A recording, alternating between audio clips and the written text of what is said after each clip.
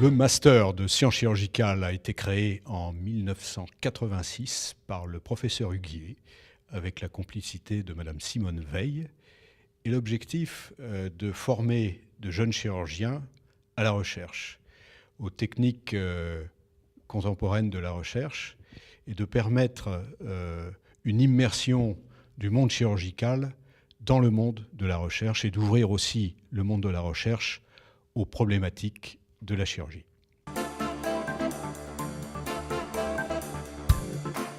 Il y a deux grands groupes d'enseignement dans ce master.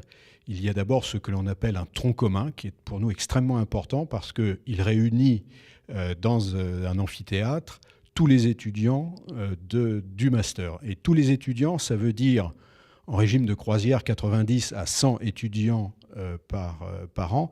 Et pour vous donner une idée, il y a à peu près 500 internes qui sont nommés en chirurgie, toutes spécialités confondues, chaque année. Donc ça veut dire que chaque année, le master reçoit 20% des jeunes chirurgiens frais et clos de l'internat.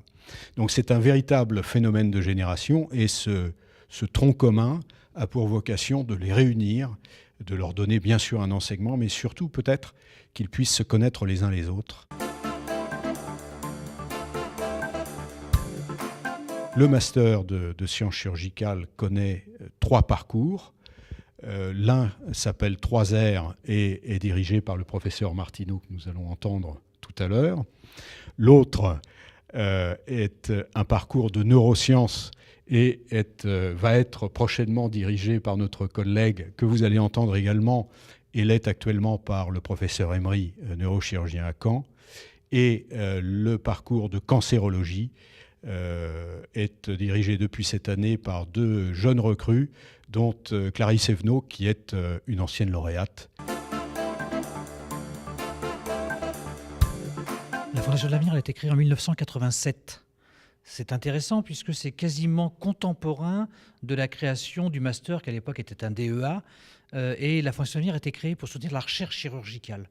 Et donc, d'une certaine manière, la rencontre était inéluctable. Elle ne s'est pas faite tout de suite. Elle s'est faite d'une certaine manière à travers l'accompagnement que nous avons apporté en matière de soutien à des équipes chirurgicales. Et puis, à un moment donné, la question s'est posée de savoir, mais finalement, la première étape de l'apprentissage de la recherche pour la recherche chirurgicale, c'est où ? C'est dans ce master de sciences chirurgicales. C'est tellement évident d'être présent à ce moment-là. Et je dirais, les relations se sont faites toutes naturellement. Et pour nous, ça fait partie de l'engagement de la Fondation. Si on veut soutenir la recherche chirurgicale, il faut être présent dès le début, dès l'apprentissage de la démarche de recherche. Il faut essayer d'être là au moment les plus importants dans la vie d'un chercheur, de l'apprenti chercheur aux jeunes chercheurs, bien sûr accompagner les équipes de recherche et puis peut-être d'ailleurs réfléchir sur les équipes confirmées pour leur permettre effectivement, dans une logique finalement de solidarité intergénérationnelle, leur donner les moyens d'accueillir de nouveaux jeunes chercheurs. Dans ce parcours, on répare, on remplace et on régénère. C'est un parcours qui est passionnant. Pourquoi ? Parce que c'est un parcours qui, quelque part, répond à, je pense, ce qui va être le plus grand défi des futures années, c'est-à-dire beaucoup de sujets sont axés sur la genèse, la recréation d'organes artificiels. Il est probable que dans une vingtaine d'années, on ne fera plus de transplantation de pulmonaire, transplantation de cœur ou de foie, de rein comme on l'entend aujourd'hui, mais on s'adressera à des banques de tissus. Et on choisira le tissu, l'organe régénéré idéal pour un patient donné. Donc c'est vrai que c'est un parcours où on voit vraiment des projets extraordinaires, des projets d'avenir. Et je pense que la Fondation de l'Avenir ne s'est pas trompée ce soir, puisque le Grand Prix s'adresse, récompense un jeune chercheur qui essaye de reconstruire de cette façon, par l'ingénierie tissulaire, l'œsophage. Voilà, donc c'est vraiment un parcours où on a grosso modo 50-60 étudiants chaque année.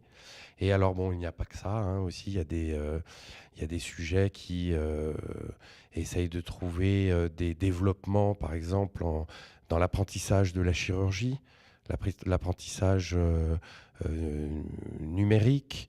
Il y a des projets qui essayent de résoudre des problèmes qui aujourd'hui sont des impasses, en utilisant par exemple des autogreffes, des techniques tout à fait innovantes, alors là très chirurgicales. Et puis il y a des projets parfois qui dépassent un peu la chirurgie et qui s'orientent vers certaines technologies du futur, vers l'immunologie et parfois qui s'orientent dans la connaissance beaucoup plus importante de certains mécanismes, en particulier de fonctionnement de cellules souches.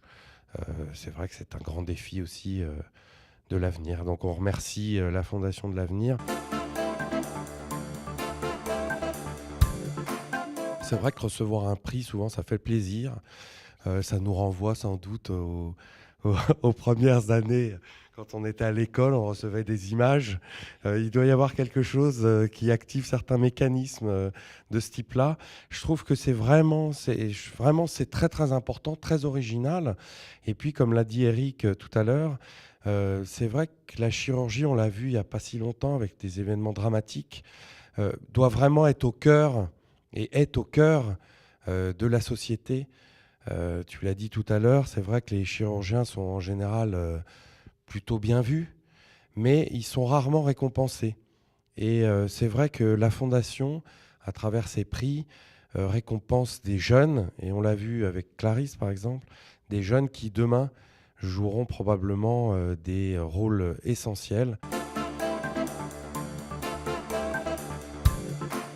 Ce master, il est vraiment fait pour les jeunes neurochirurgiens, pour les initier à la recherche. C'est pour pouvoir mettre un peu de science, on va dire, dans l'acte chirurgical et pas simplement un peu de chirurgie dans un autre parcours scientifique. Et ça, c'est un élément central. Parcours de neurosciences, il vise à intégrer des étudiants qui s'intéressent au système nerveux central, aux éléments qui interagissent avec le système nerveux, dans les mécanismes de compréhension des principes physiologiques, physiopathologiques. Donc, il est ouvert à tous ces jeunes neurochirurgiens, mais pas seulement, les ORL, les ophtalmos, et on a vu également des gynéco-obstétriciens, des orthopédistes, puisque la fonction qu'ils étudient vient finalement rejoindre le système nerveux. Et ce parcours, il est ancré avec le tronc commun, avec des enseignants particuliers. Il est particulièrement soutenu par les enseignants de neurochirurgie qui souhaitent vraiment coordonner au niveau national l'enseignement de la recherche pour les jeunes neurochirurgiens.